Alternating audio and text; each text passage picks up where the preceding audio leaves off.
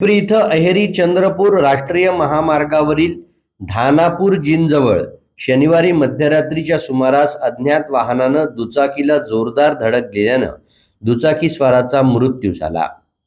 या अपघातात मनोज बिच्चू मडावी वय वर्ष 42 राहणार महागाव जिल्हा गडचिरोली यांचा मृत्यू झाला।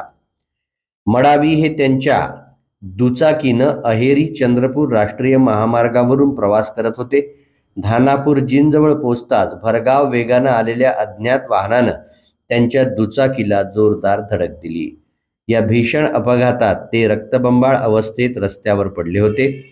माहिती मिळताच गोंडपिंपरी पोलीस घटनास्थळी दाखल झाले। मडावी यांना त्वरित रुग्णवाहिकेद्वारे गोंडपिंपरी ग्रामीण रुग्णालयात दाखल करण्यात आलं। त्यानंतर त्यांना चंद्रपुरात रेफर करण्यात आलं, मात्र उपचारासाठी नेत असतानाच त्यांचा वाटेत मृत्यू झाला। प्रकरणाचा पुढील तपास गोंडपिंपरी पोलीस ठाण्याचं पथक करत आहे।